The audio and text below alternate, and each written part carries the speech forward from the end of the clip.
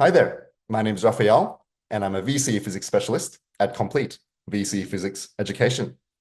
Today, we're going to be walking through Unit 3, Area of Study 2, Fields SAC, and this is a mock SAC that we produce in-house that we test our students. We understand that the Fields SAC is coming up in about a month, and it's pretty confusing of a topic, I would say. So hopefully this serves as a bit of guidance so that you can build the confidence you need as long as you're willing to work hard to do very well in the SAC. If you haven't done the SAC already, please feel free to download the SAC at home and do it in your own time under exam and timed condition before you watch this walkthrough.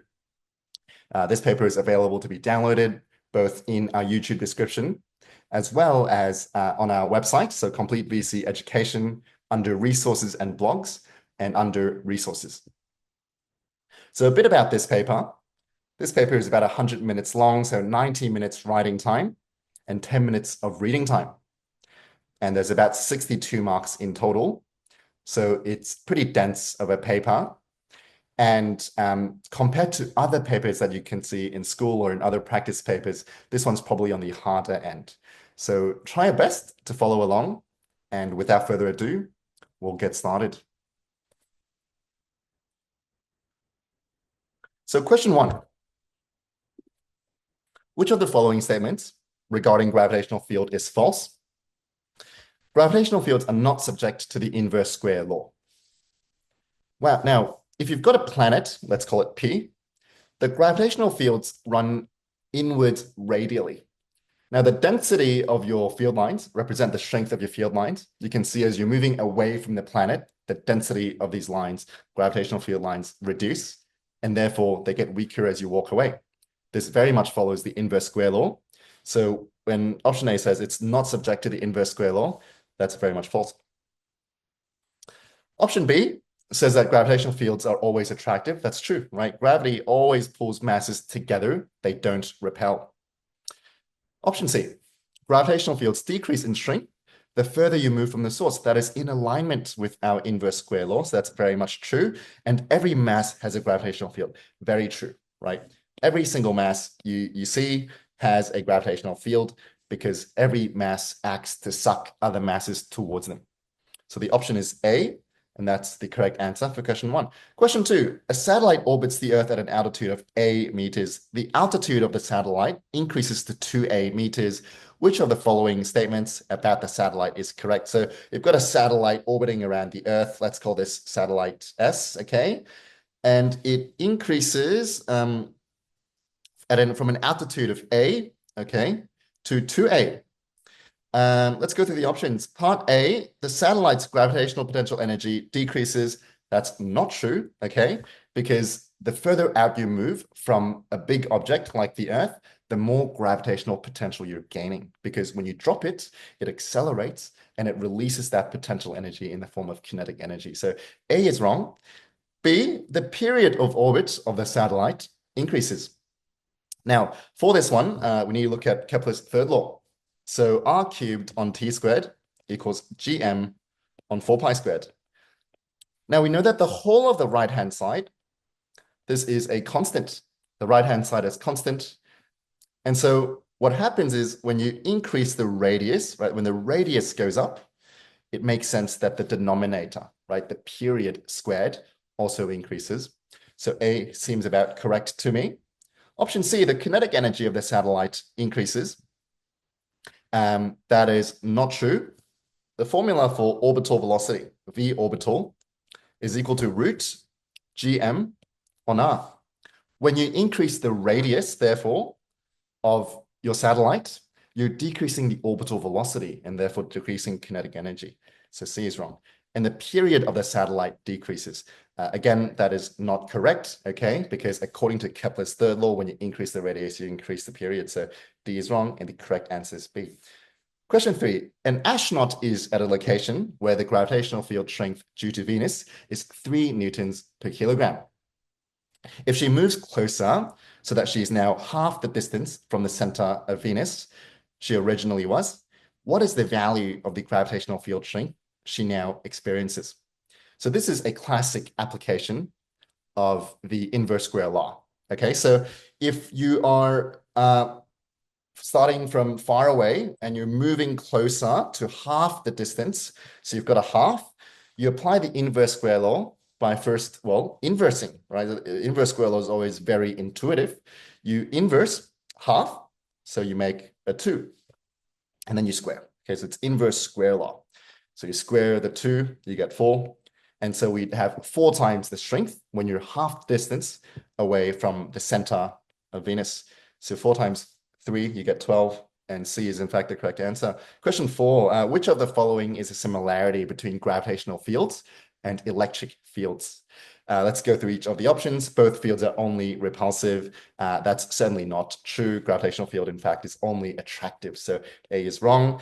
Both fields are only attractive. Whilst that applies for gravitational fields, electric fields can be repulsive.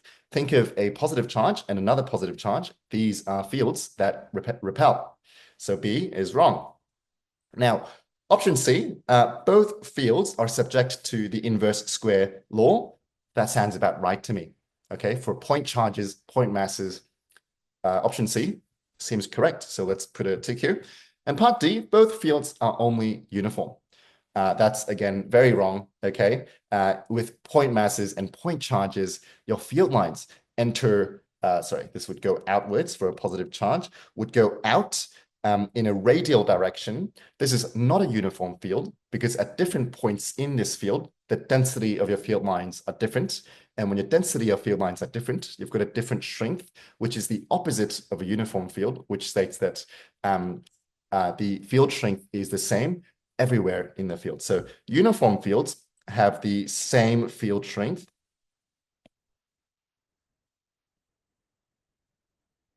at all points. Okay, so that's wrong. So C is the answer for question 4. Question 5, similar to Earth, Venus rotates about its axis. However, its period of rotation is very slow.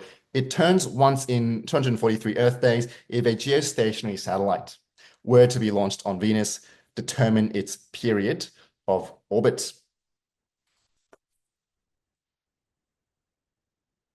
Okay, so a geostationary satellite, one of the defining criteria is that it's got the same period, right? So its orbital period, right, of your geostationary satellite would be equal to your period of rotation of the planet. Okay, so it's geostationary, which means it's fixed in one point in the sky.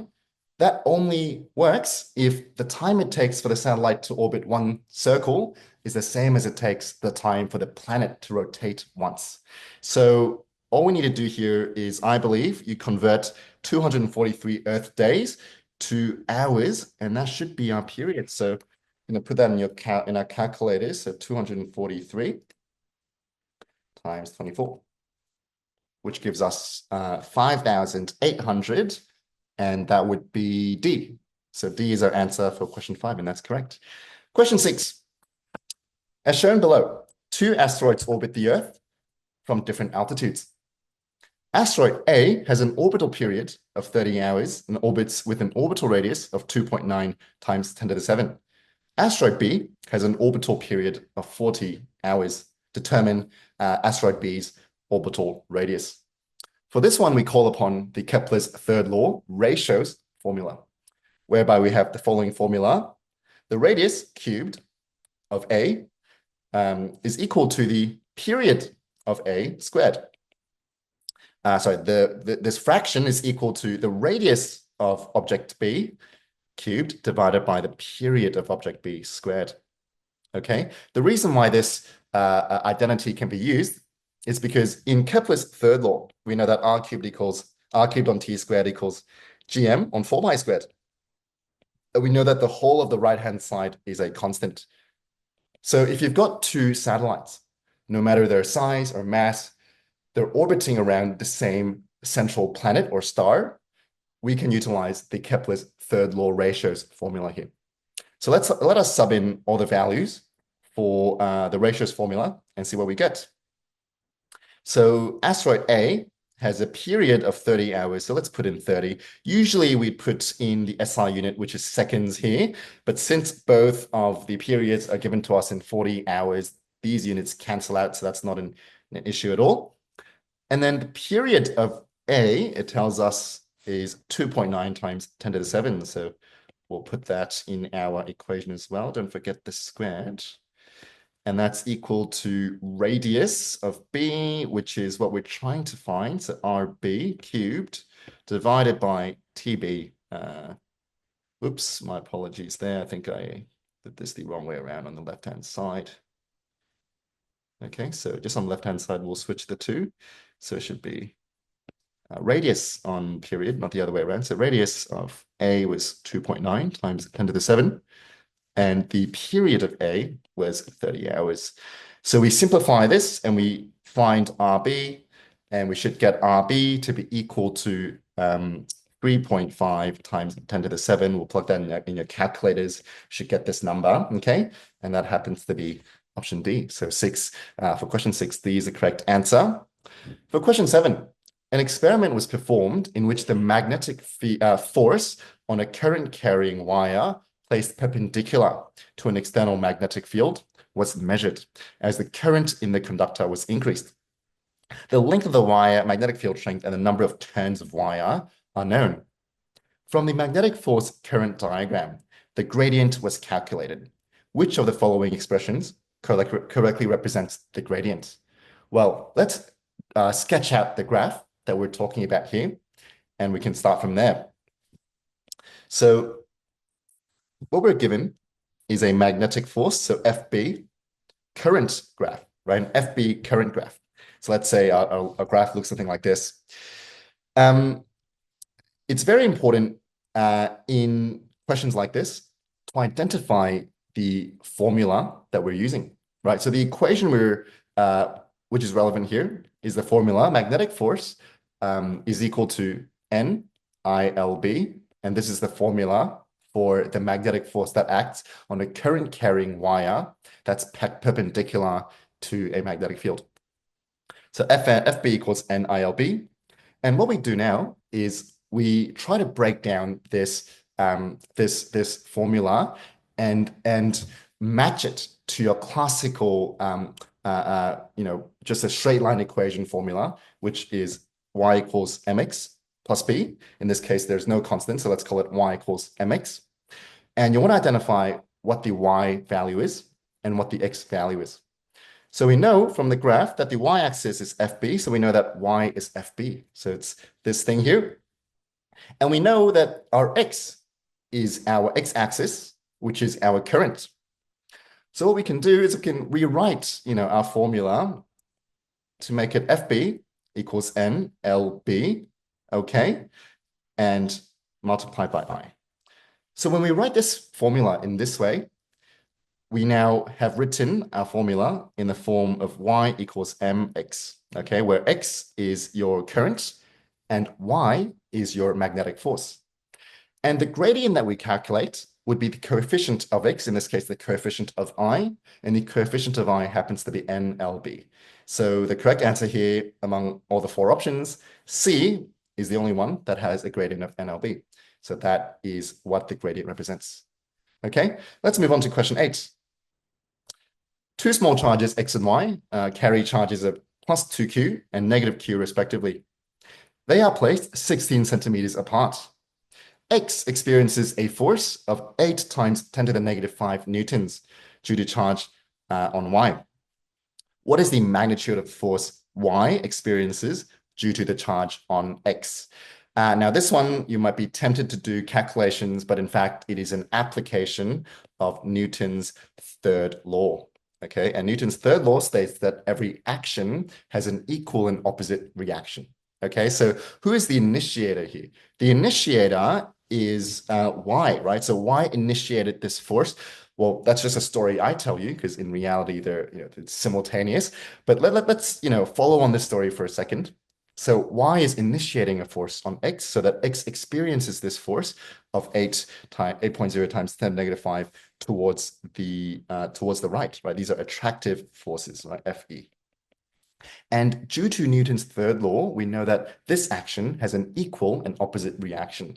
So X would in turn pull Y towards itself, and this would be its reactive electric force. So the magnitude of the opposite force would be option C, which has the same value as the initiating force.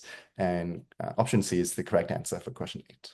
Okay, let's move on to question 9. The below figure shows a wire carrying a current. What is the direction of the magnetic field at point P located to the south of the wire? So point P, we want to find the direction of the magnetic field at point P. So the rule we use is the right-hand grip rule. Okay, whereby we grab our right hand. Common mistake is using the left hand, but we grab our right hand and we align our thumb in the direction of the current flow. So this is a wire, okay, a current carrying conductor.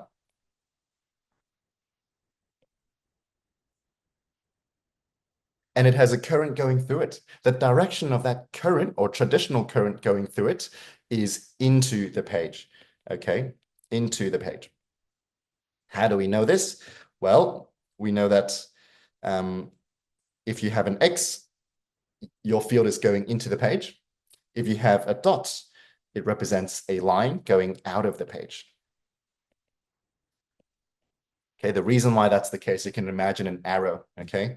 An arrow with feathers at the back and a sharp, thing at the front. And when it comes towards you, coming out of the page, you see a dot. When it goes away from you, you see the cross, which represents the feather. So with the cross here in our current carrying conductor going into the page, we'll put our thumb towards into the page, okay?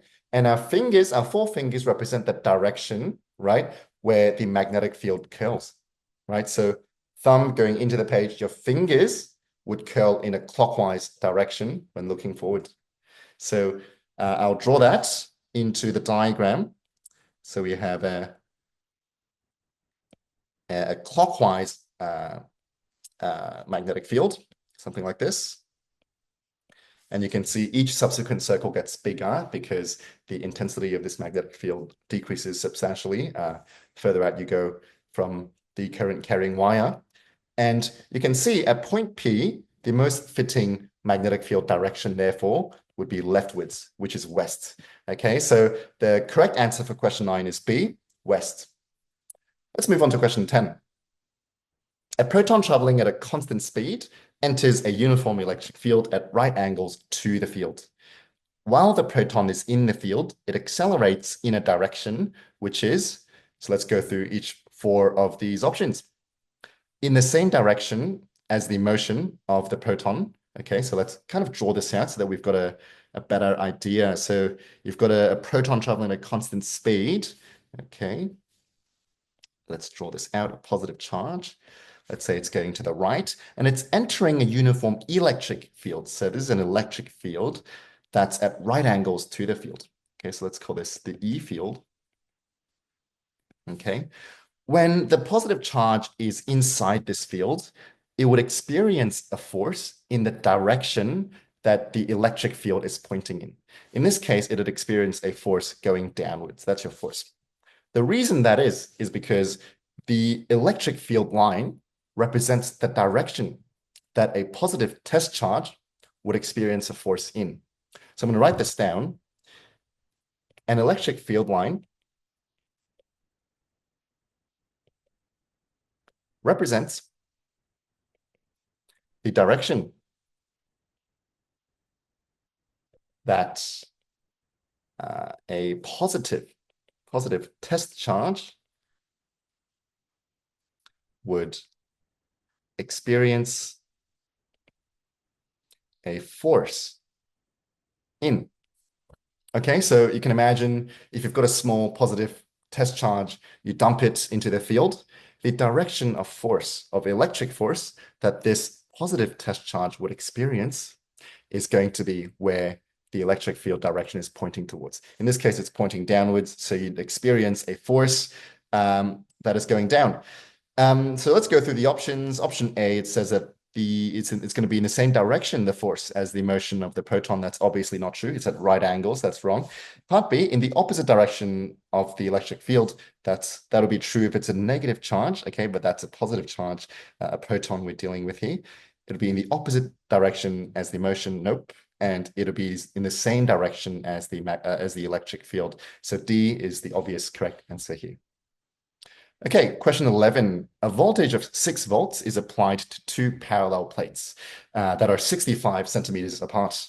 The electric field between the two plates is best described as, okay, well, we have to first calculate the value of the electric field. And the formula we use here every time when we're dealing with a uniform field, electric field between two plates, is we use the formula E equals V, voltage on D, distance. And we plug in the numbers, we divide 6 by, so that's our voltage, we divide that by our distance. In SI units, we plug in meters, SI units. We should get about 10.8, 9.2. 6 divided by 6, 0.65, yep, 9.2. And so we can immediately cross out options A and B. When you have two parallel plates and a voltage that supplies it, assuming that the voltage is a DC voltage, that's the assumption here, you have always a uniform field, and you'd also have a static field. A static means it's a field that does not alter. If it's an AC voltage producing this field, then it'd be a uniform non-static or dynamic field. But because it's a DC, well, we assume that it's a DC voltage, and we have two parallel plates, right? When you have two parallel plates, imagine a positive plate and a negative plate, the field lines running between them would be parallel. Parallel field lines represent a uniform field strength at all points because the density of field lines represent the strength of your field. So you're left with a uniform and static field with a magnitude of 9.2 volts per meter. Question 12, which rule can be used to find the magnetic field produced by a loop of wire? So this one, left-hand ones are always wrong, so let's cross those one out first. The palm rule tells you magnetic force, okay, tells you FB. Magnetic field would be given by A, the right-hand coil, or the right-hand grip rule. Question 13, a current carrying conductor of length 10 meters is inside a magnetic field of strength 0.1 teslas. Current of 5 amperes flows through the wire running parallel to the external magnetic field. What is the magnitude of the magnetic force acting on the wire? Now, before we do any calculations, obviously the correct formula would be F equals NILB again. But please keep in mind, guys, a common trick here that I guarantee is going to come up either in your SAC or in your final internal exam or in the VCAR final exam. And that is they'll try to trick you, right? Which is what they're trying to do here. This wire we've underlined here to emphasize this runs parallel to your magnetic field.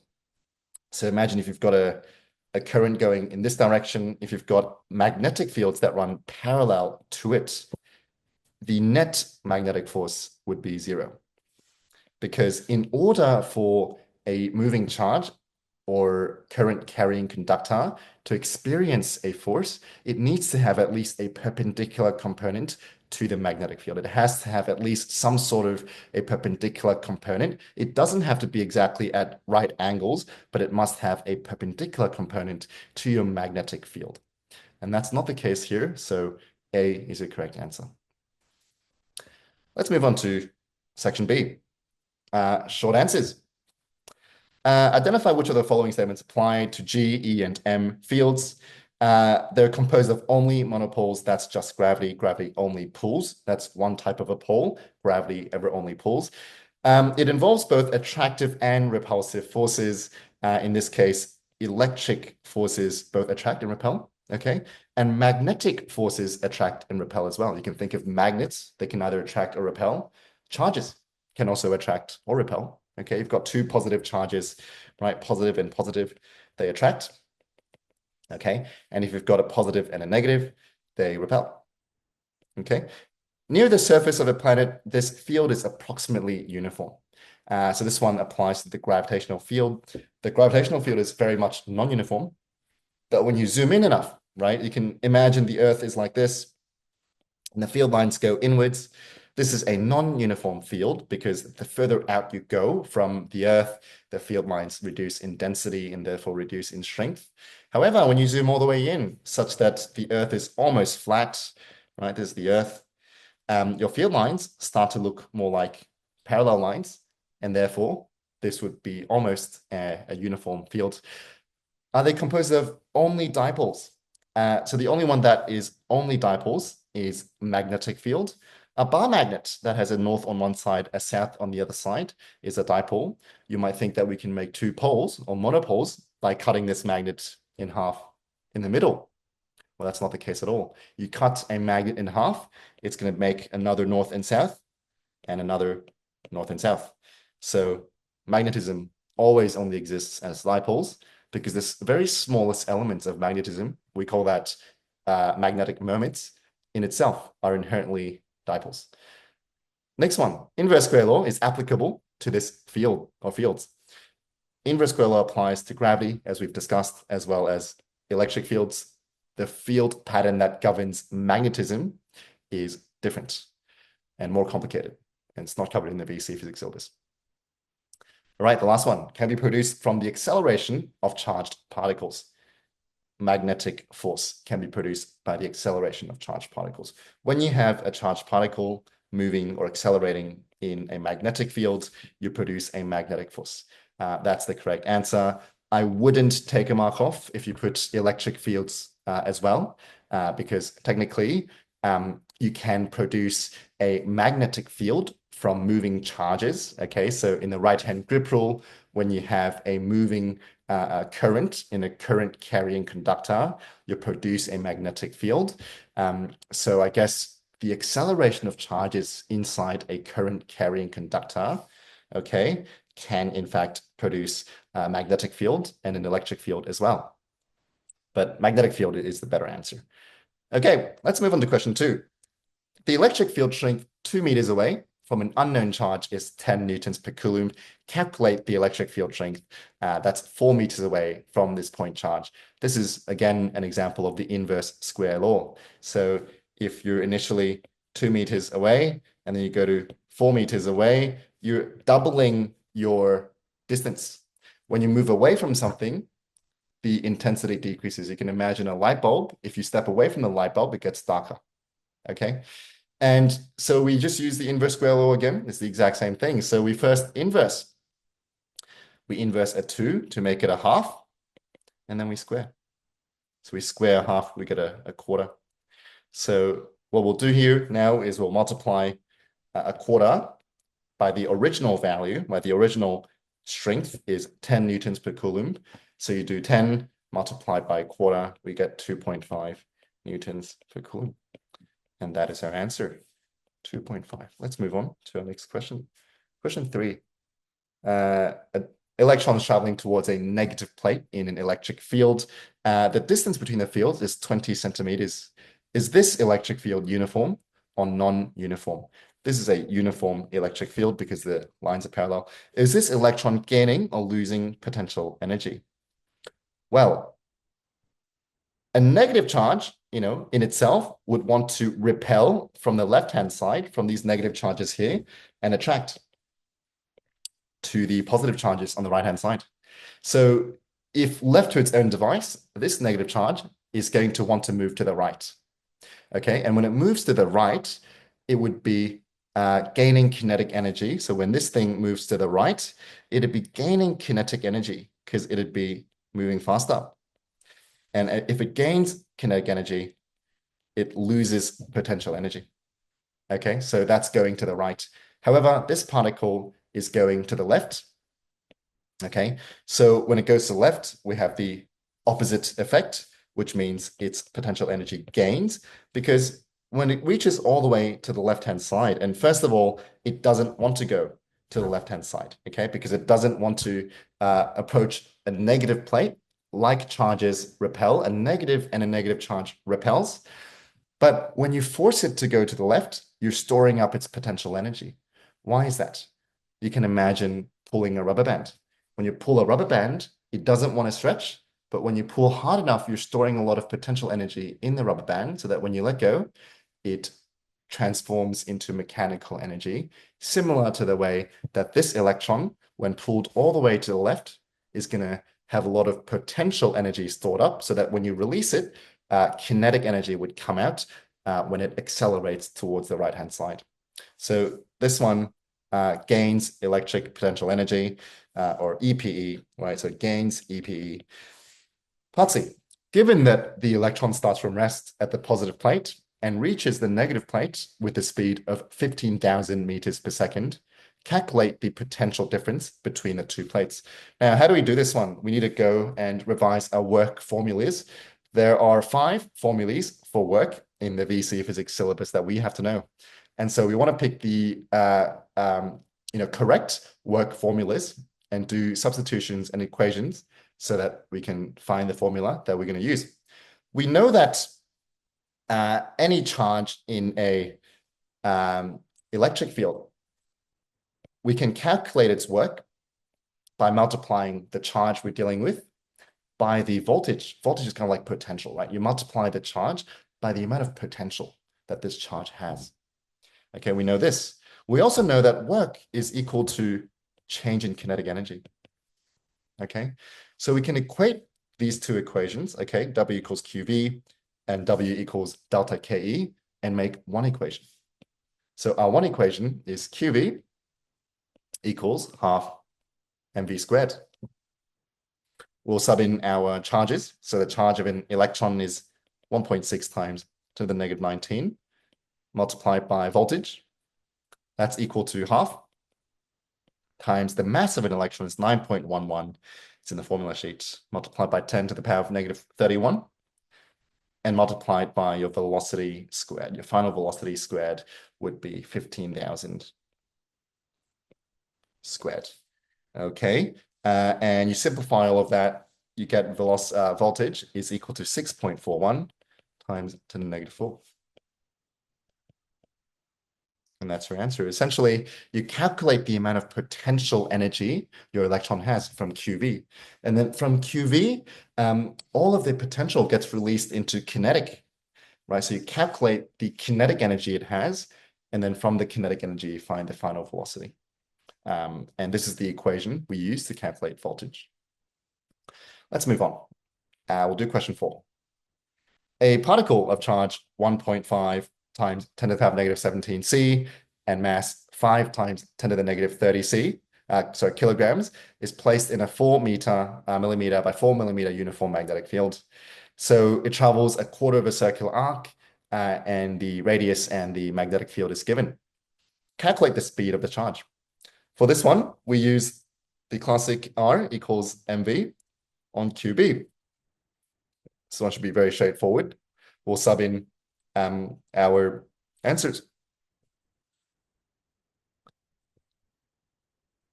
So the radius is 1.5 millimeters, so 1.5 times 10 to the power of negative 3 equals 5 times 10 to the negative 30. That's your mass, okay?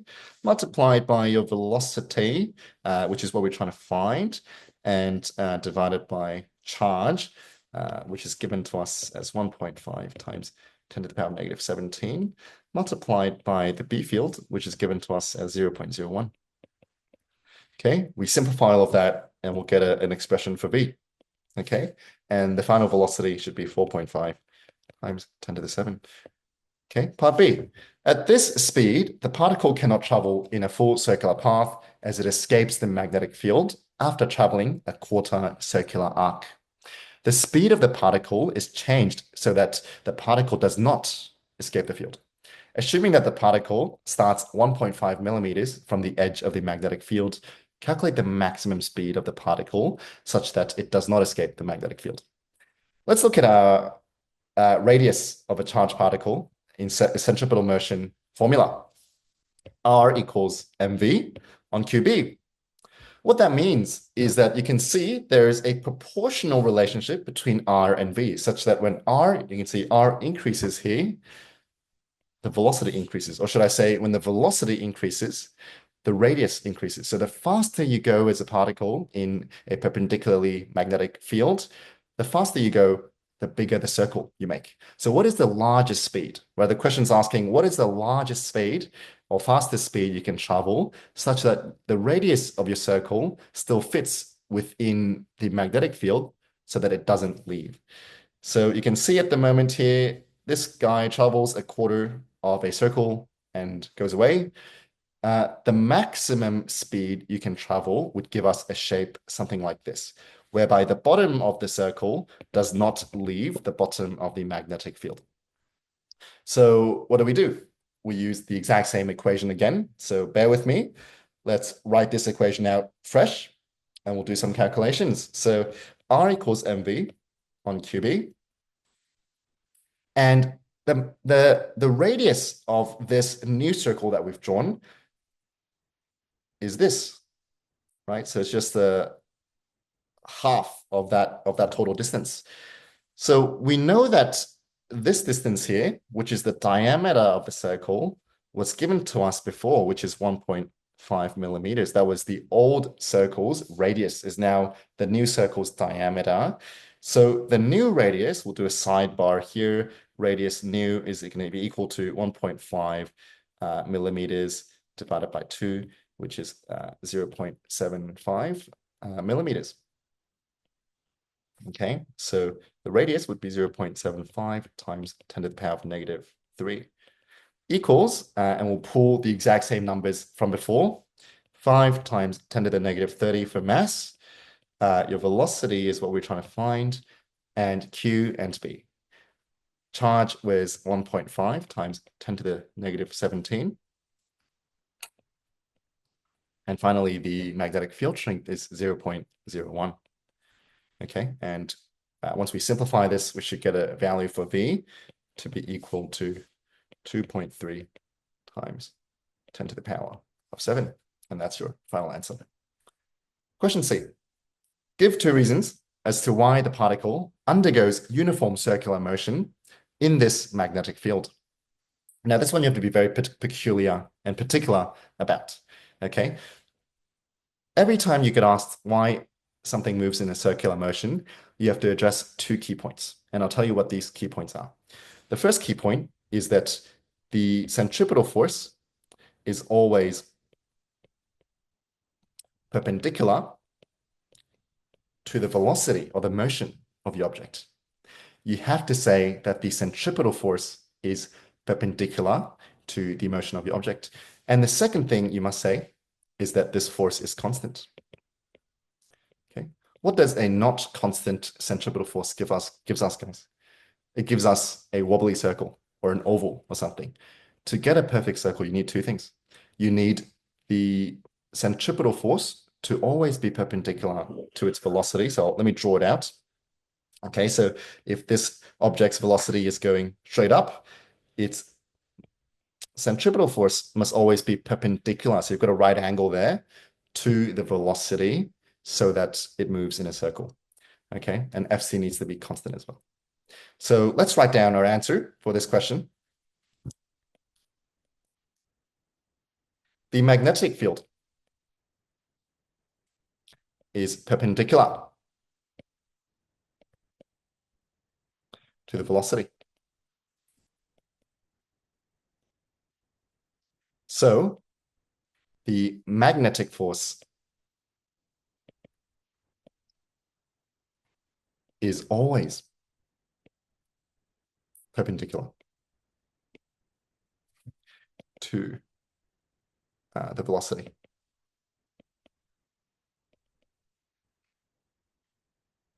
Therefore, your magnetic force acts as your centripetal force. By the way, do not abbreviate like this in your actual exam. Write out the full words. I'm just trying to save time here. And the second thing you have to say is, since the formula for your centripetal force, FB, is QVB, right? FB equals QVB. When you're in a constant magnetic field,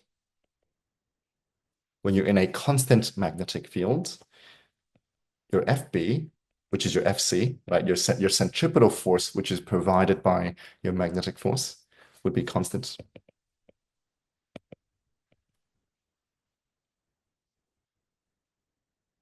in magnitude. Okay, and that's it for question 4. Question 5. A 500 kilogram asteroid is heading towards Earth at a speed of 6,000 meters per second at an altitude of 9,000 kilometers. Using the gravitational force distance graph above, calculate the change in kinetic energy of the asteroid at impact with Earth. I believe there's a slight mistake here, so it should be asking for the change in kinetic energy. Yep, that's correct. My apologies. Cool. So you want to find the change in kinetic energy of the asteroid on its impact on Earth. The best way is to calculate the area under the graph.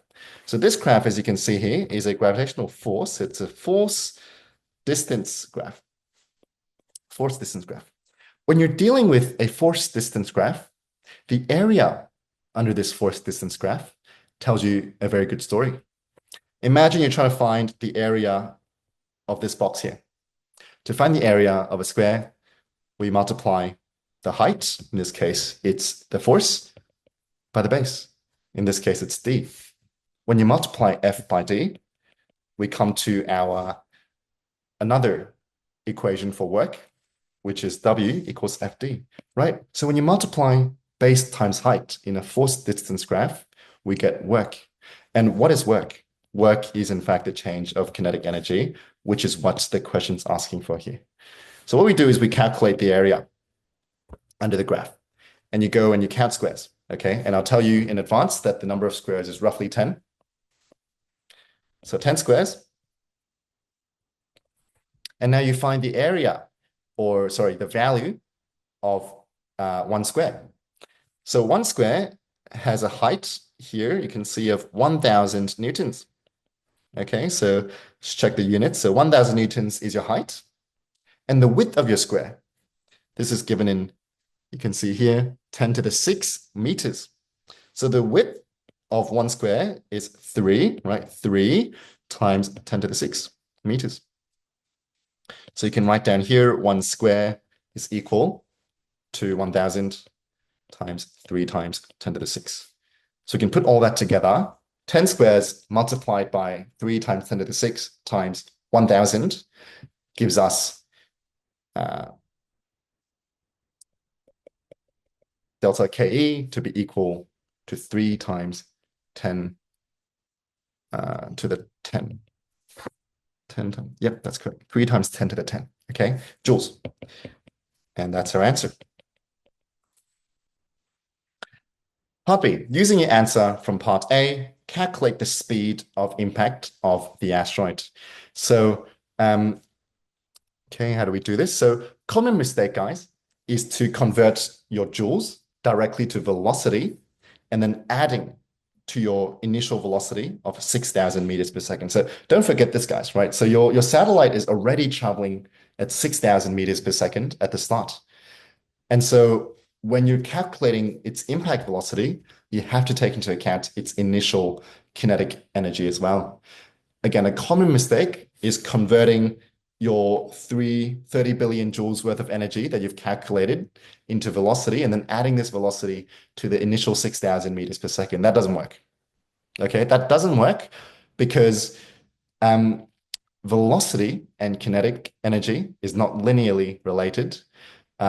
Velocity scales to the square when kinetic energy is increasing. Okay, so what that means is you can't convert one energy into velocity and then adding it to your initial velocity because the scaling just doesn't match.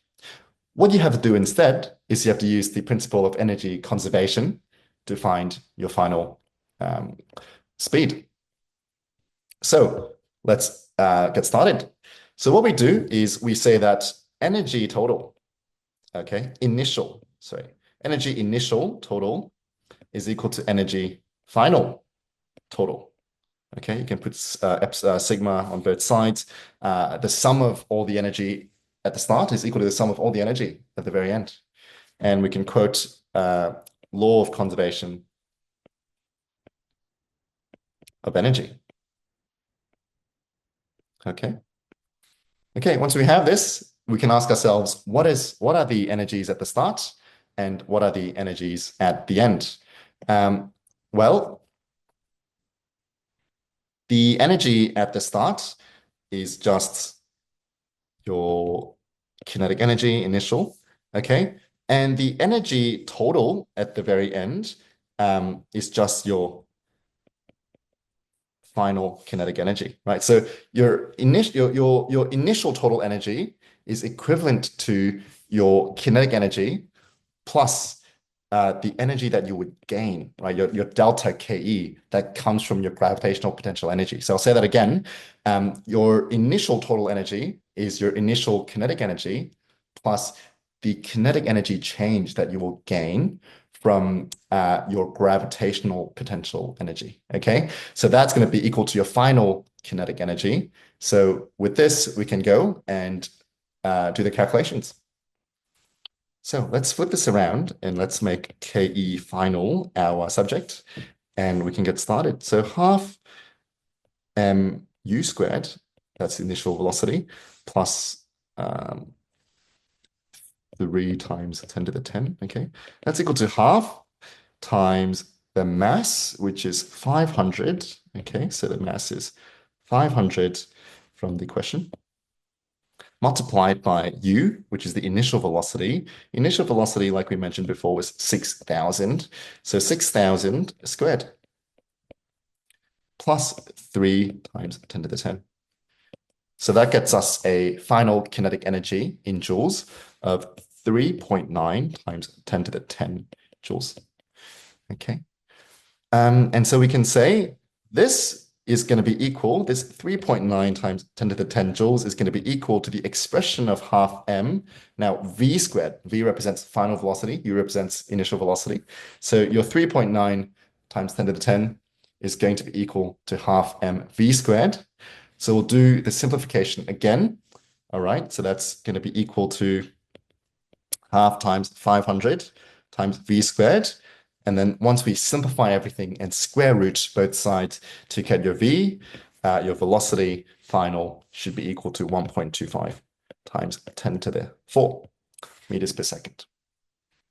Let's move on to question 6. Students in a physics classroom form a DC motor using 2-bar magnets of magnetic field strength 0.05 Teslas and a 6 centimeter by 3 centimeter coil of wire as shown in the diagram below. At the horizontal position, determine the magnitude of the magnetic force on side BC.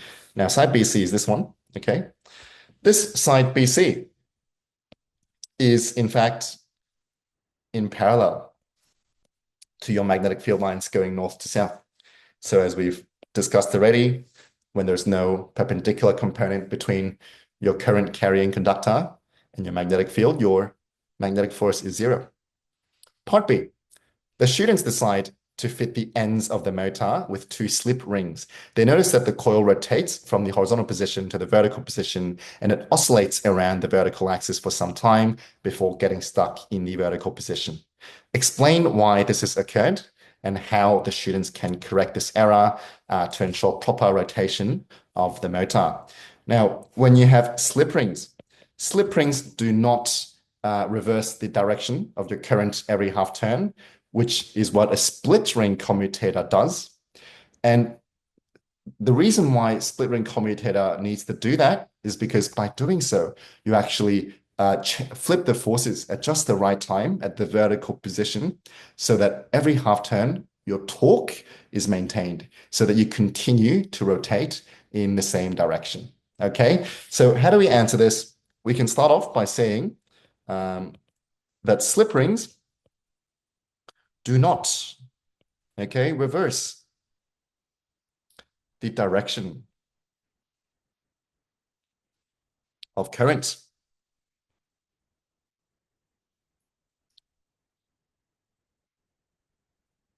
Hence, magnetic force direction, okay? After the vertical position, the direction of rotation swaps, resulting in the coil getting stuck at the vertical position.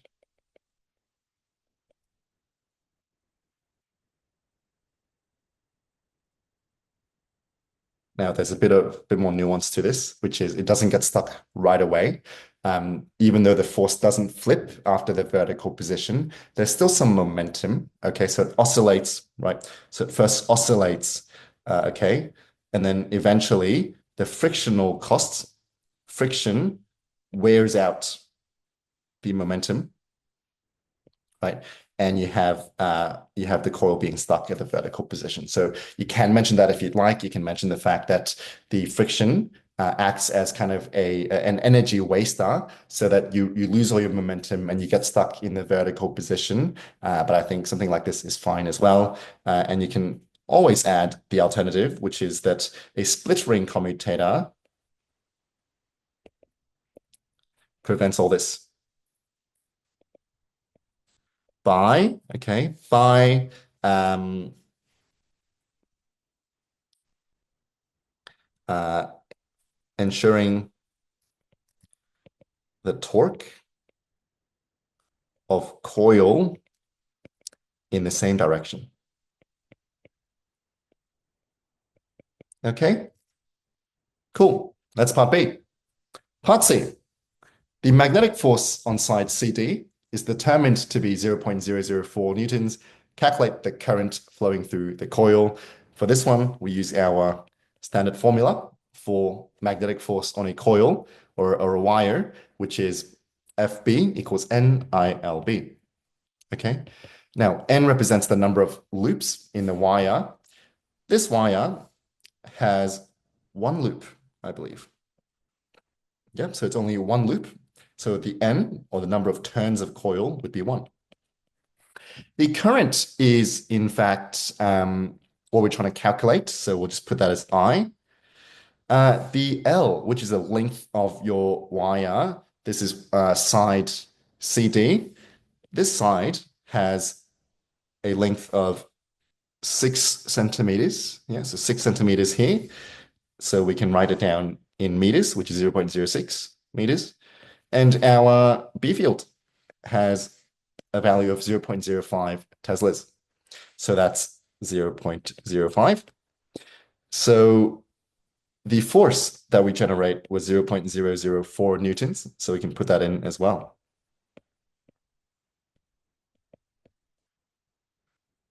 So once we simplify all our calculations, we should get 1.3 amperes to be our final answer. And lastly, you want to look at the energy conversion that takes place here. This is a conversion from electrical energy or electric potential, EPE, right, to mechanical energy or kinetic energy. It doesn't matter which one it is. Question 7, a group of astute physics students were asked to investigate gravitational fields of planets to determine the value of G. They collected the following data, but due to the accuracy of the collected values, the calculated gravitational constant differs from the theoretical gravitational constant value. Fill in the missing blank and show how this value is obtained. Okay, so we're given m on r squared. Okay, we're trying to calculate the big G here. So we can use the formula G equals gm on r squared, which is a formula for gravitational field strength to calculate the missing value. So we've got G, we've got m on r squared, we're only missing big G. So let's plug in our G value, which is 9.81, equals to G multiplied by m on r squared, which happens to be 1.47. Don't forget the times 10 to the 11. And G should be 6.67 times 10 to the power of negative 11. Okay, which sounds about correct. Part B, calculate the average value of the gravitational constant. So this one is not very hard. You just average the 4 numbers up. So you add the 4 values together and you divide by 4. So you do 6.67 times, so 6.67 plus 6.57 plus 6.65, 6.74 multiplied by 10 to the negative 11 divided by 4. And we should get 6.66 times 10 to the power of negative 11, which would be our final value. Okay, part C. We want to plot the graph. So to save time, I'm going to skip this one, but it would look something like this. So be a line like this. So you just want to plot the graph so it looks pretty good. And make sure that your axes are in scale so that your furthest point, you want to stretch the graph out so that your graph fills up as much space as possible for the highest resolution and the most effective use of your real estate on your graph. So I think having 4 here, 3, 2 and 1, 0, that looks good to me. Meters, -2, okay. Kilogram meter per -2. And our field strength, I'll fill in the units here, Newton, -1. And we want to be going up in 5, so 5, 10, 15, 20, 25. Okay. So the few points would look something like this. Okay, I'm not going to go in great detail, guys, but you guys get the point. Okay, plot the 4 points in, have a line of best fit, and you want to calculate the gradient. You calculate the gradient by choosing 2 points within the line. Let's choose with a different color. Let me choose 2 points. Let's say a point here, okay, and a point somewhere here. And then we do rise over run. Okay, so rise over run. And if you do that correctly, we should get a gradient to be roughly 6.63 times 10 to the power of -11. And so that's the first part. You want to calculate the gradient, okay? But what does this gradient represent? So it's a similar question to the question before. Now, you want to, again, first step is find the correct equation here. So the equation we want to use to represent this graph is G, small g equals big G, m on r squared. And we do the same thing. We want to slot this equation into the standardized y equals mx plus b format. So we'll write that one down here, y equals mx. We'll skip the plus b because I'm assuming there is no constant here. And we'll look at our y and x-axis. Our y-axis is small g. So we know that our y is in the right place. And our x-axis is m on r squared. And that fits appropriately to our expression on the right-hand side in the equation above as well. So that means the gradient must represent g, okay?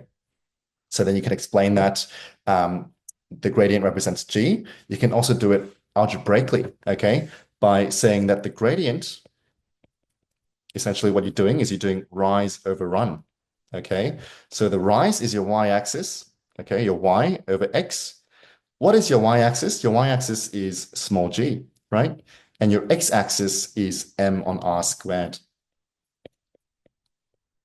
So what we can do is we can sub in our expression for small g, which is gm on r squared. So g equals gm on r squared divided by m on r squared. Okay, you've got m on r squared, this guy at the top, you've got m on r squared, this guy at the bottom. Those two cancel out and you get big G. So 2 ways you can explain what the gradient of such a graph represents. You can pick the best way you want. And yeah, the final value should be 6.63 times 10 to the power of -11. Okay, let's move on to the next question, question 8. So in a geostationary orbit, a satellite will remain over a fixed point above the Earth's equator.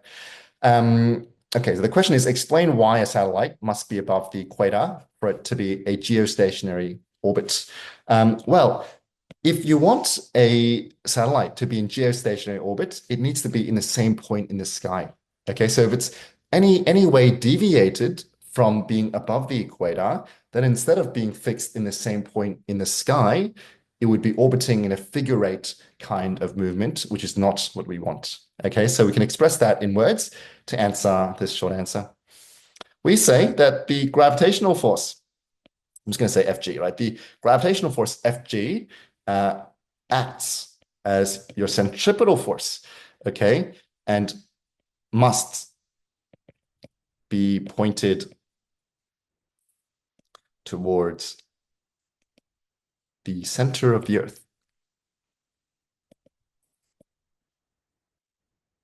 Okay, if this satellite is not above the equator, then this FG would not be in the same plane as the equator,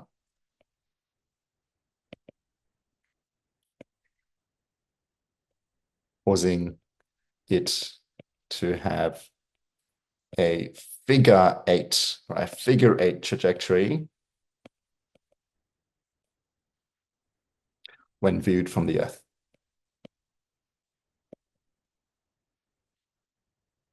Okay, just to summarize, your geostationary satellite has to be above the equator in order for it to be fixed in the same point in the sky.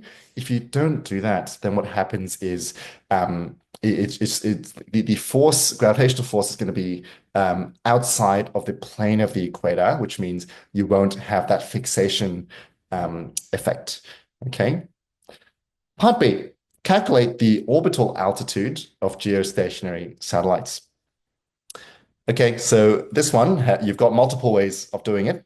The fastest way, in my opinion, is using the velocity for orbital velocity of satellites. So we have orbital velocity, v orbital, let's call that VO, is equal to the root of GM on R. Now, what we also know, guys, is that we also know that the velocity of any object, and especially a satellite, is given by distance over time. Okay, so we know that, satellite, it orbits a certain distance, one circle, over the time it takes to orbit one circle. What's the distance of one circle? Well, that's the circumference formula, which has the expression 2 pi r. And the time it takes for one cycle to finish, we call that a period, or big T. So we can equate these two velocity formulas, and we can say 2 pi r on t is equal to root of gm on r, okay? And we can simplify. So this is pretty much just our Kepler's third law. R to the power of 3 on 2, right, is equal to the square root of just gm multiplied by t divided by 2 pi. And once we simplify this and we sub in our values, so g is equal to 6.67 times 10 to the power of negative 11. And the big mass, big M, is in the formula sheet, which is 5.98, or 6 times 10 to the power of 24. Your period is 1 day, right? Geostationary satellite has a period that's the same as the Earth's rotation. The Earth takes 24 hours to orbit or rotate. So we have 24 times 60 times 60. Divide that by 2 pi. And then we resolve the indices of 3 on 2 to get an expression for radius to be equal to 4.23 times 10 to the 7. Okay. Yeah, and that's it. So this one we just utilize Kepler's third law, and that's all you do. Sorry, no, my apologies. We missed one thing. So the radius that we've calculated, so 4.23 times 10 to the power of 7, this one is actually measured from the center of the Earth. So it depends on kind of how we want to answer this question. I think we can just give an answer in the form of 4.23 times 10 to the 7. But if the question is specifying altitude, and usually when they say orbital altitude of a satellite, they are referring to the orbital altitude that's above the surface of the Earth. So if that is what is being specified, I think in this case, it's right to assume that it's above the surface of the Earth. Okay, we'll have to subtract from my answer the radius of the Earth. So we'll just subtract radius of the Earth. I'll just find some space on the side here. So our final radius or altitude is going to be equal to 4.23 times 10 to the 7, subtract by the Earth's radius, which is 6.37 times 10 to the 6, or 6,370 kilometers. And we should get a radius reading of 3.59 times 10 to the 7. Okay, so that's the orbital altitude above the surface of the Earth. Okay, let's move on to the next question. Part C. Launched in 2016, the GOSR satellite is part of NOAA East satellite system. It is a geostationary satellite. In 2026, another satellite, GeoX, okay, is to be launched. So for simplicity, let's call this satellite R and this satellite X. This satellite X is expected to have a orbital period that is twice that of GeoR. Okay, so we want to find the orbital radius of GeoX. So this one, this should be familiar. I think we've done something just before, guys. And we will use the Kepler's third law ratios formula, which is R of object A, let's call this object R in this case, cubed on TR squared is equal to R of X, okay, cubed on T of X squared. We can use Kepler's third law ratios formula here because we're dealing with two objects that are orbiting around the same planet. Okay, so now let's substitute in our numbers here. So the radius of the R satellite is, so we can write an expression, it doesn't tell us, but we know that the satellite is expected to have twice the orbital period of the R satellite. So we can write this as R of X, right? The radius, orbital radius of X is equal to twice of that, okay? Twice of that of, sorry, no, my apologies. It says the satellite, as the period. So the period, right, of satellite X is equal to 2 times the period of satellite R. Let me just check that. X, yep, that's right. So the period of satellite X is equal to 2 times the period of satellite R. So with this, we can simplify our answer, okay, by substituting that into our equation. So if you go back up to the top,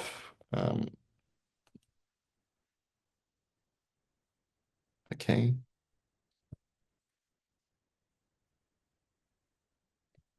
Yeah, that's right. Yeah. So if we go back up to the top, we were trying to calculate the orbital period of geostationary satellites.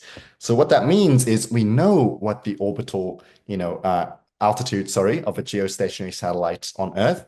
We know that, orbital period of a geostationary satellite and the satellite R, right? So the radius of R is a geostationary satellite. So we've calculated in part B the radius of a geostationary satellite. So we know that since the R satellite is a geostationary satellite, its radius would be given by the same number. So, and that number was 4.23. Notice that we take the measurement from the center of the Earth, not from the height above the ground, because that is the traditional way of using Kepler's third law, always towards the center or from the center of your planets. So we've got RR, we've got TX and TR. So that's all we need to try to solve this question. Okay, so let's substitute our values in here. So 4.23 times 10 to the power of 7 all cubed divided by TR, which is just, let's call this TR for now, TR squared, okay, equals Rx cubed divided by Tx, okay? We know that Tx is given by our expression here of 2TR, so we can plug that in, 2TR and all squared. Okay. Now, from this, we can start to cancel things out and find our final answer, right? So let's copy this again, 4.23 times 10 to the 7 cubed divided by TR squared equals Rx cubed over, well, you square the 2, you get 4, and TR squared. When you notice that there's the same denominator on both sides of TR, we can cancel that across, and we can now simplify to find the orbital radius of Rx, which is Rx cubed being equal to, we'll just move the 4 to the other side. So 4 times 4.23 times 10 to the 7 cubed. And so Rx is just the cube root of this expression on the right-hand side. And when you calculate that, we'll get Rx to be equal to 6.71 times 10 to the power of 7. And that's our final answer. Let's move on to question 9. Two bar magnets are equidistant to point X, as shown in the diagram below. The magnetic field strength of each magnet at point X is 0.10 Teslas. Calculate the magnitude and direction of the net magnetic field strength at point X and give the direction as an angle measured from the horizontal. Okay, now we know that magnetic fields come out of the North Pole and they go into the South Pole. What that means is if you look at the magnet on the right, on the left-hand side, the South Pole is going to want to absorb magnetic field lines. And if you look at the magnet at the below point X, this magnet has a North Pole facing up. So your magnetic field lines would go upwards from the bottom magnetic field. Now we can draw this a bit cleaner at point X. So one going up, one's going to the left. And since these are the same bar magnets, right, and they've got the same magnetic field strength, the arrows I've drawn are the same size to represent the same strength or magnitude of the magnetic field. So now we can do some calculations here to find out what exactly is the field strength we're dealing with here. And we can draw the vectors out a bit bigger, right? So you've got these two vectors. And so use a different color to show our net vector. Our net vector would be diagonally upwards. Okay. Like that. Okay, so what we can do now is we can solve using Pythagoras. Okay, so we can say, let's call this B net, okay? And let's call this B1 and B2, why not? So we know that B net, according to Pythag, is equal to the root of B1 squared plus B2 squared. Okay, and that gives us 0.1 squared plus 0.1 squared, all rooted, and that comes to 0.14. So that's our answer for the magnitude. We want a degree as well. We know that we can use tangent here. So if this is our theta, we can say that tan of theta, right, is equal to opposite over adjacent. Okay, so tan theta equals opposite, which has a field of 0.1, over adjacent, which is also 0.1. So we just inverse tanning 1, okay, which conveniently gives us 45 degrees. So we say it's 45 degrees from the horizontal. Okay, and that's our answer. Question 10. A solenoid and a current carrying wire is placed adjacent to each other. They exert magnetic forces on each other. Now, this is a hard question, okay? An upward current is flowing in the straight wire. So current goes up like that. Determine the direction of the magnetic force on the solenoid due to the wire's magnetic field, supporting your answer using multiple physics principles. So let me repeat that. We want to find the direction of the magnetic force acting on the solenoid, right? On the solenoid, all right? So let's get started by looking at the magnetic field, right? The B field produced by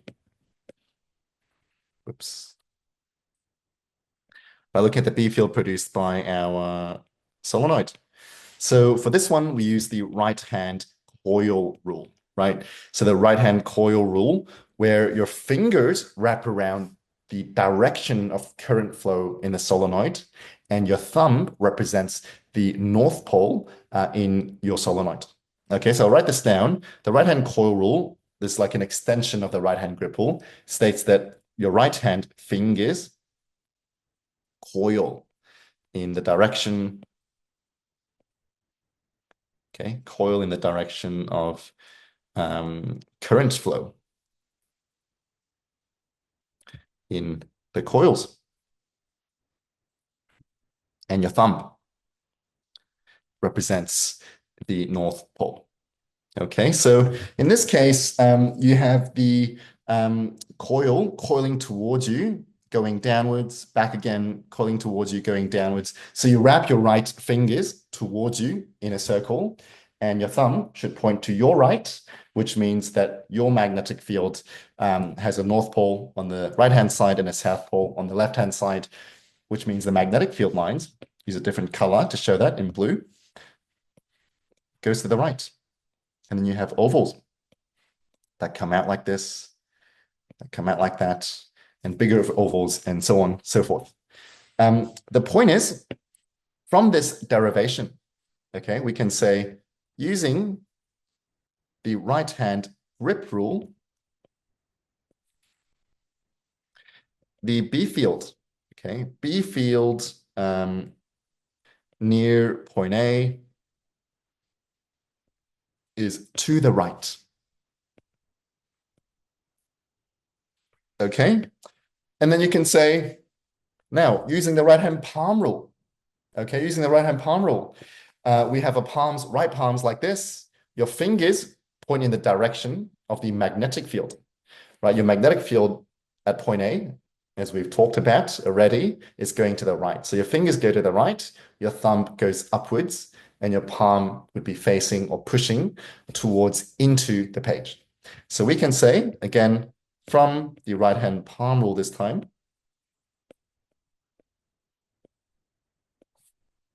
FB, right, on wire at point A is into the page.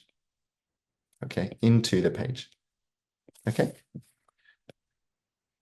And then that's not your final answer. Remember, the question is not asking about the magnetic force on the wire.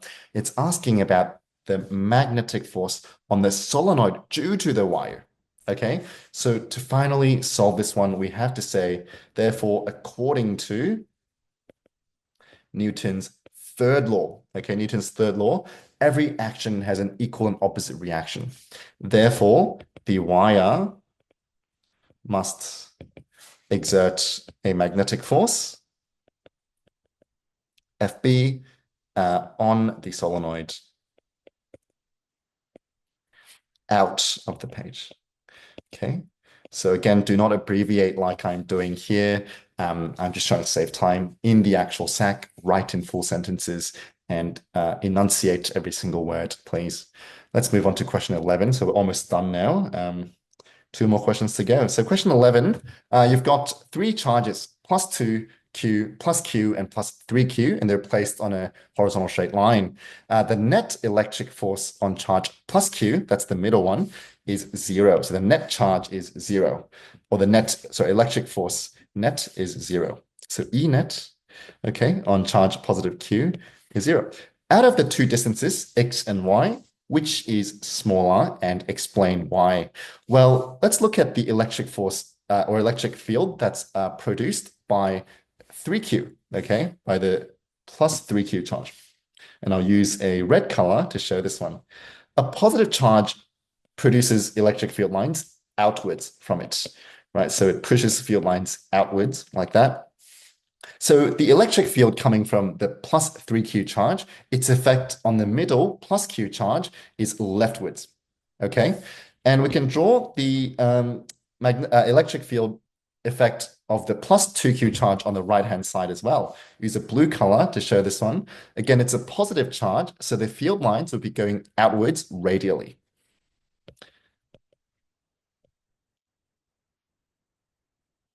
Okay, so the effect of the left-hand side +2Q charge on the +Q charge in the middle is towards the right.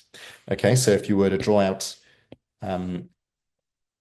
the charge in the middle, so this is your +Q, okay, it would get an electric field, an E field from the +3Q charge going to the left, and it would get a electric field from +2Q charge, okay, going to the right.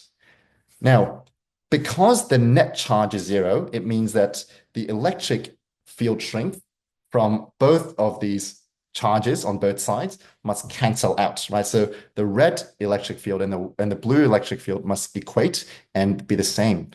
Now, the plus 3Q charge, right? This charge on the right-hand side, right? So this charge should be a lot stronger because it's plus 3Q instead of plus 2Q. Therefore, in order for both of these fields to be the same and cancel out, this charge must be further away. Okay, so the right-hand side charge of plus 3Q must be further away because it is a stronger field. And in order to balance out and cancel out the weaker charge on the left-hand side, it must be placed further away. So we can answer this question by saying distance x, or we can just say, yeah, so distance x, so that's this distance here, is smaller, right, than distance y. Okay. This is because charge 2Q is weaker, okay, is weaker than charge 3Q. Therefore, 3Q, okay, must be further away, okay, further away, according to formula. So always name drop formulas if you can to show off your knowledge. According to the formula, electric field strength equals KQ on R squared. According to this formula, it must be further away to cancel out the E field of the weaker charge. Right, and the weaker charge is, again, obviously plus 2Q. Okay, so that's how we answer this. Now, part B, we want to calculate the ratio of X and Y. So these questions are getting a bit harder, so bear with me, okay? And we can try to see how we go. So we know that the electric force, guys, right? The electric force net in the middle is 0, okay? Now, we also know that the formula for electric force, Fe, is given by the formula KQ1, Q2 on R squared, okay? So for simplicity's sake, let's call the middle charge, charge 1. Let's call charge 2Q, charge 2. And let's call charge 3Q, charge 3. If both of these forces acting on the middle charge Q is the same, it means that the expression or the result of this formula for both of these forces must also be the same. So the first thing we should set up is a formula that represents this equality. So let me make it very simple. The electric field between charge 2 and charge 1, okay? Electric force between charge 2 and charge 1 should be equal to the electric force, Fe, between charge 3 and charge 1, okay? Hope that kind of makes sense, okay? So let me say it again. The electric force of charge between charge 2 and 1, okay, must be the same as the electric force between charge 3 and 1 for the forces to cancel out. And now we can sub in our expressions for each of these equations. So K of Q2 multiplied by Q1, okay, divided by the distance between them. Distance between the charge 2 and charge 1 is X, okay, divided by X squared is equal to K of charge 3 and charge 1, okay, divided by, now this time the distance between charge 3 and charge 1 is Y, so divide by Y squared. Now we can cancel out some values here. So you've got Q1 on both sides. You can cancel Q1 out. You can cancel the K's out because, again, they're present on both sides. We can now rearrange the formula, okay, so that we get X squared. So we'll just move the X to the other side, okay, and we'll move the Q3 downwards. So we get X squared on Y squared, okay, to be equal to Q2 on Q1, okay? And we can simplify this even further, right? X squared, X on Y equals the square root of Q2 on Q1. We know that the charge of, so I think I made a mistake, my apologies, should be Q3 up here, down here. So it's Q3 that's going across down there. Yeah, so Q2 on Q3. So we know that X on Y is equal to the square root of the charge of 2 over the charge of 3. Charge of 2 is 2Q, charge of 3 is 3Q. And so we can cancel out the q's on both sides, and x on y should be the root of 2 over 3, which is 0.82, okay? So 0.82 is our final answer, and this one has no units because it's purely a ratio. Now, the last question, question 12. Assuming that the Earth is a perfect sphere of uniform density, the gravitational field strength below the surface of the Earth is given in the following graph. The radius of the Earth is 6.37 times 10 to the 6, and the field strength at the surface is xn per kilogram. Part A, state the value of x.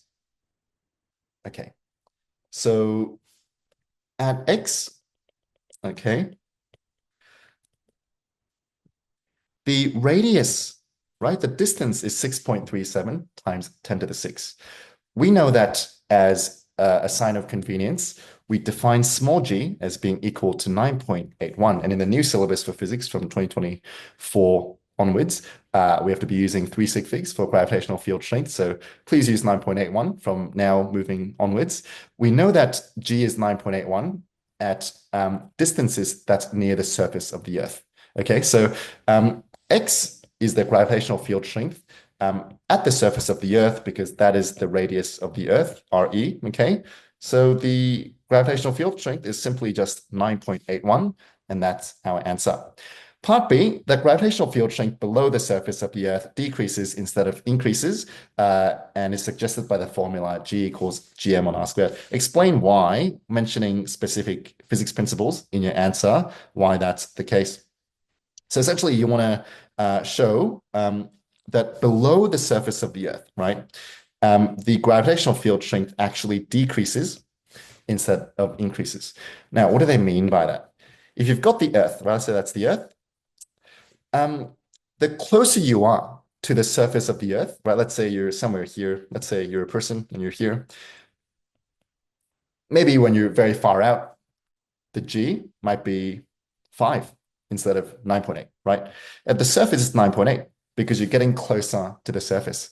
So the formula G equals gm on r squared would suggest that as your radius or the distance from the center of Earth keeps decreasing, the G, or the small g, which is the gravitational field strength, would keep increasing exponentially, right? So you'd expect that as you move, hypothetically, if you can move into beneath the surface of the Earth, let's say somewhere here, that the G would keep on increasing and increasing beyond 9.81. But what they're saying here is, in reality, the gravitational field strength below the surface of the Earth actually decreases, right? So G hits a peak of 9.81 and then decreases once you enter into the Earth's crust. And the question is asking why that's the case. I'll tell you guys why, okay? And the explanation is because when you're inside the Earth, yes, you are closer towards the center of mass of the Earth. But what a lot of people forget is if you cut this piece of Earth, right, like a cake, okay, and you cut it vertically, all of the mass to your right would now start to pull you towards the right, right? So if you're the person here, okay, all the mass that's behind you is going to pull you away from the center of the Earth, and an increasingly smaller proportion of the Earth is effective in pulling you towards the center of it. So because you've got mass behind you, once you enter into the crust of the Earth, the overall net force that generates pull to accelerate you actually decreases. So that's the crux of the issue we want to display our knowledge of in this part of the question. So let's write this to answer our short answer question. So what we can do is we can start off by talking about the Newton's law of universal gravitation and to define the formula. Okay, so we can talk about G equals gm on r squared as defined, okay, by the Newton's law of universal gravitation. And then we can say that the Earth, okay, the Earth cannot be assumed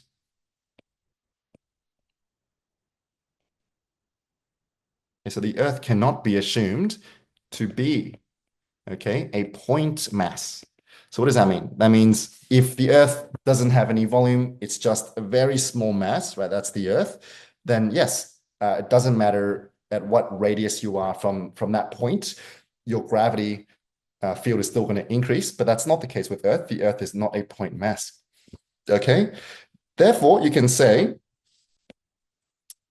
therefore below the surface,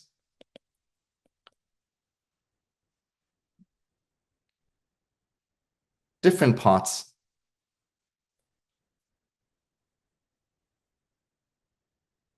of the Earth must be viewed as separate objects having their own gravitational field.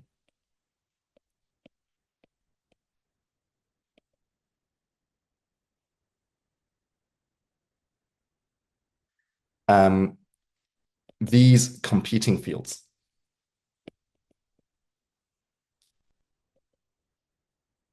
reduce the net gravitational field strength. Okay, so what you're implying here is that the part of the Earth that's behind you acts as its own field to pull you away from the center of the Earth. And these competing forces at the end of the day is what decreases your gravitational field strength below the surface of the Earth. Let's move on to our final question, part C. A hypothetical molten rock of mass 80 kilogram erupts from the center of the Earth with a velocity of u meters per second. It moves from the center of the Earth and travels to the surface with a velocity of 100 meters per second. And we want to ignore any resistive forces. By analyzing the above graph, calculate the value of u. Now, this one's a very hard question, so if you haven't done this one by yourself already, I highly encourage you to do so. You learn a lot more by attempting something like this by yourself than watching me go through it with you passively. Okay, so let's draw a picture to understand what we're dealing with here. So you can imagine a volcano like this, okay? That hypothetically has lava, okay, that can come out from the center of the Earth. And this lava is 80 kilograms, as the question suggests, okay? So it erupts from the center of the Earth, and it erupts at an initial velocity, which is u, right? Its initial eruption velocity is u, okay? That's the initial velocity of eruption. It moves from the center of the Earth and travels to the surface with a velocity of 100 meters per second. So what does that mean? That means this, at the surface of the Earth, now it's v, the final velocity, when it comes out, is 100 meters per second. Okay. By analyzing the above graph, calculate the value of u. Okay, so it's a hard question, so let's try to do it together to solve it. Now, to solve this one, we have to utilize work, or GPE. So as the molten lava goes from the center of the Earth, right, goes from the center of the Earth to the surface, we are dealing with a change in GPE, right? The gravitational potential energy increases, right? You're increasing gravitational potential energy, okay? So you can say GPE is increasing because you're going higher and higher up from the surface of the planet, from the center of the planet. And as a result, your kinetic energy is decreasing. So as the molten lava shoots out towards the surface, its velocity would decrease. Now, you can't use the formula for GPE of mg delta h. You can't use that. Why can't you use that, guys? Okay, you can't use that because the g is always changing in such an extreme example, right? The g at the center of the Earth is going to be different to the g, right, at the surface of the Earth, and so on and so forth. So this one is not applicable. Okay, so let me cross that out, right? This formula, okay, so GPE,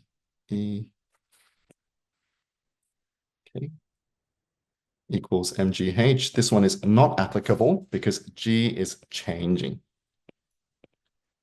So the only way to solve this is graphically, as hinted by the question. So if the question asks you to use the graph to solve a question, we use the graph. Okay, so look at the graph. The graph has the gravitational field strength, okay, plotted against the radius of the Earth, or the distance from the center of the Earth from 0 to its radius.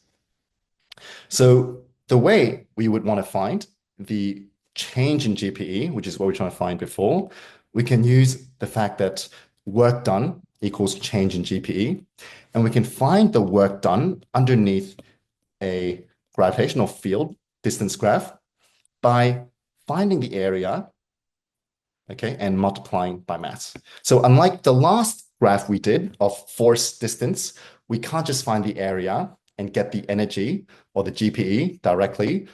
In a field distance graph, we have to multiply by mass. The reason for that is because what the gravity symbol lacks, right? Gravity is really an acceleration. What it lacks is it lacks a mass, okay? You need to multiply the acceleration by mass to get ma, right? Mass times acceleration. And once you've got ma, you have force. And once you have force, when you multiply it then with your distance and your x-axis, you get Fd, which is what generates your work. Okay, so a bit complicated here. So let me summarize. In a field distance graph, you have to multiply by the mass of the object, because in order to do so, you get the equation for force, right? F equals ma. And once you have force, then when you find the area by multiplying by the x-axis, you get F times d, and then F times d gives you your work. So that's exactly what we're going to do. We're going to find the area under this graph. Okay, so we say that work equals delta GPE equals area under the graph, okay, multiplied by the mass of your rock.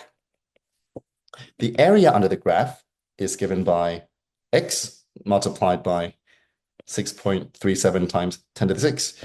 We know that x was just 9.8 from part A, and we know that the radius of the Earth is 6.37 times 10 to the 6. And the mass that we're dealing with, the rock, has a mass of 80 kilograms. So we multiply all of this together, sorry, a half as well. So it's a triangle, so it's half base times height. We get an expression of 2.5 times 10 to the power of 9, or 2.5 billion joules. Now, what we do now is we do conservation of energy. So we say, from the conservation of energy,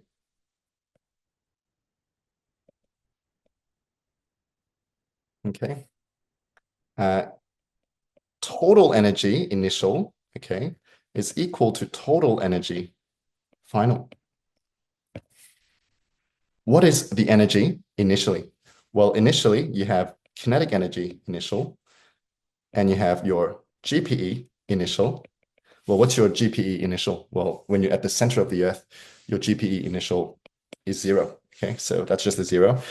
Your final energy, right, when you're at this level, right, at the surface of the volcano, you've got a kinetic energy that's changed. So we call that kinetic energy final, plus gravitational potential energy, or our delta GPE, right, final.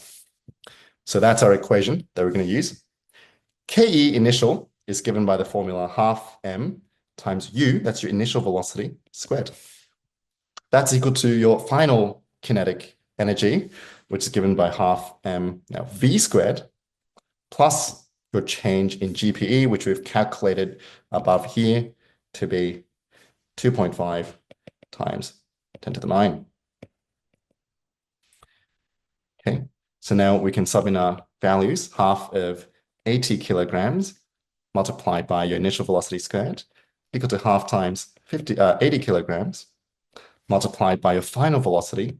Remember, your final velocity was 100 meters per second, because the question says that at the surface, the velocity is 100 meters per second. So you can plug that in. 100 squared plus 2.5 times 10 to the 9. So we simplify all the algebra, and we should get a value for your initial velocity to be 7.9 times 10 to the 3 meters per second. Okay, so for those of you who actually got this answer correctly, fantastic job to those of you. If you can't do it first go, really watch this video a few times, try it again a few times, and look at our solutions that we send out via our email list so that you can take a closer look and study it in your free time. And that, guys, is the end of the mock SAC. So I really hope you guys found it very helpful.